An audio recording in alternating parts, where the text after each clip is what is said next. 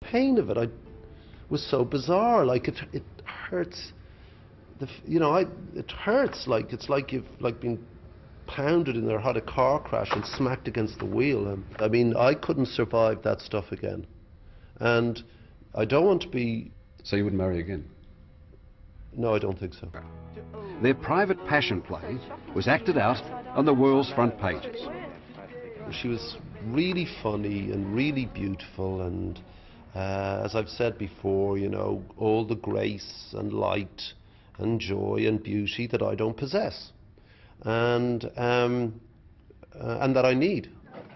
19 years and 3 daughters later, Bob and Paula's love affair suddenly ended. Soon after, Sir Bob found himself home alone, without his wife and without his 3 little girls.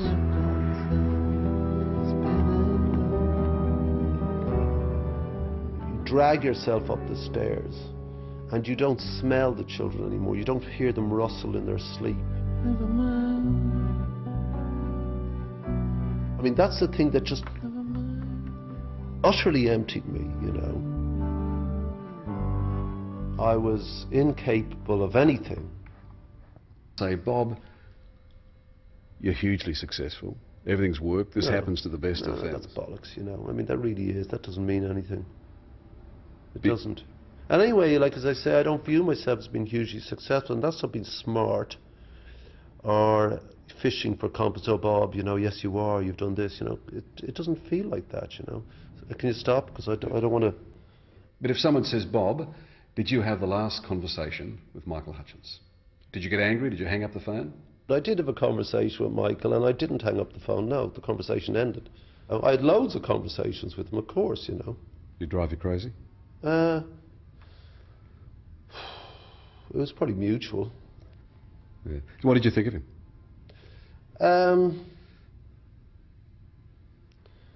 You know, we'd meet in passing like you do, and I used to get along well with him at parties. I thought he was a hoot, you know.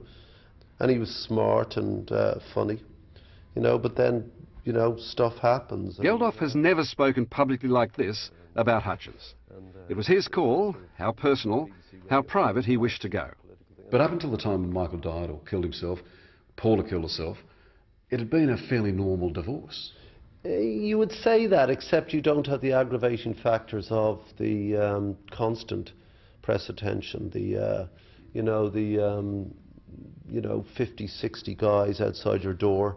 But I take issue with what you said earlier. You said Michael killed himself and Paula killed herself. They didn't. They just didn't. And so what did they do? In both cases, it was accidents that happen way out on the limb of what you're doing. You know, knowing full well the circumstances in which the events took place, I can absolutely say that they didn't kill them. But Bob, if you were doing this interview, you'd quote the words, so let me do it. This is your song. You got the gold, I got the lead. You got the view, I got the ledge. You got the palace, you left me the shed. You got a life, you left me for dead. So why put a noose around your neck? Yeah, I mean... It can only be Michael. No, it isn't addressed to him. That line is, you know, you've got... Why would you do that? You know, why? Why do that, you know? How could it get to that? But you said to me earlier that you didn't think Paula or Michael committed suicide. Why would you write, so why put a noose around your neck? Why would you be that graphic? Well, that song is very graphic and very blunt. And... Did you go too far? No, I don't think so, because it happened. But what about Tiger Lily, if she hears it? Well, she's heard it on the radio and stuff like that. But Tiger Lily's only 5. Does she understand what you've written? Well, I mean, you know, it's self-explanatory. I mean, if they do come to the point where in later years they say, you know, that was embittered, I'd say, yeah, of course, what do you expect? Pale white girls. What is the suggestion that you've done something noble, you've done something incredibly decent by taking on Tiger Lily as well? Yeah, but that's a no-brainer. I mean, that's ridiculous, you know. Anyone would have done exactly the same, you know. It's a little kid who's lost their mum and dad, whose sisters are with me. I mean, please, you know. But even though she was the daughter of your ex-wife and her lover?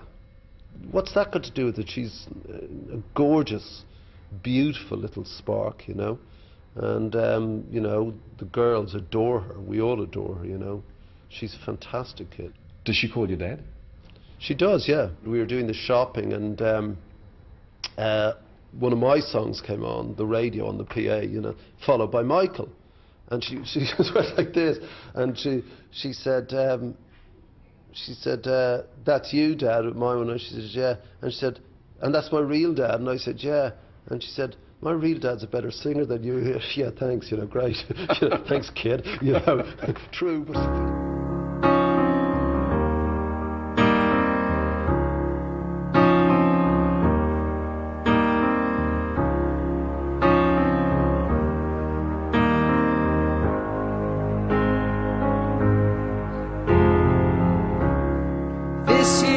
Love it, it'll last. Heaven knows it's high time. I've been waiting on my own too long. And when you hold me like you do, it feels so right. Oh, now I start to forget how my heart gets torn when that hurt gets thrown, feeling like it can't go on. Turning circles and time again, cut like a knife. Oh, now, if you love me, I got to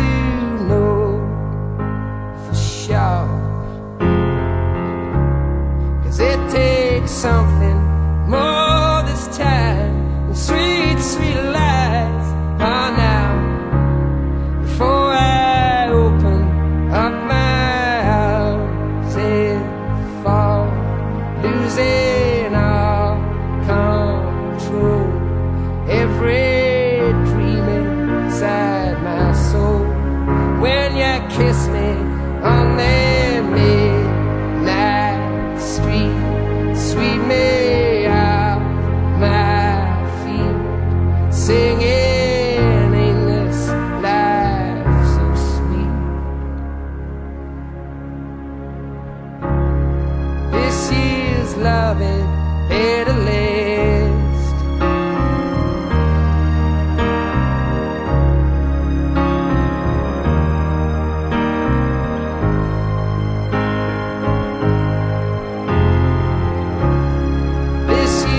Love it, better last.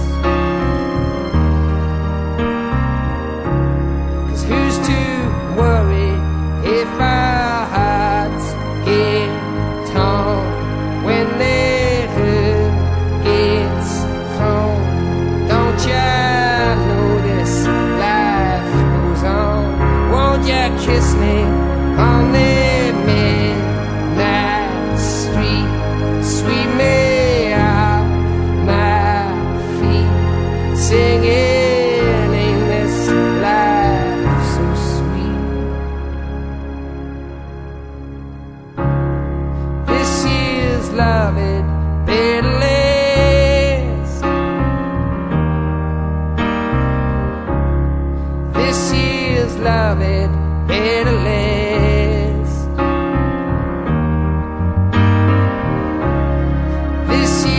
Love it, better last.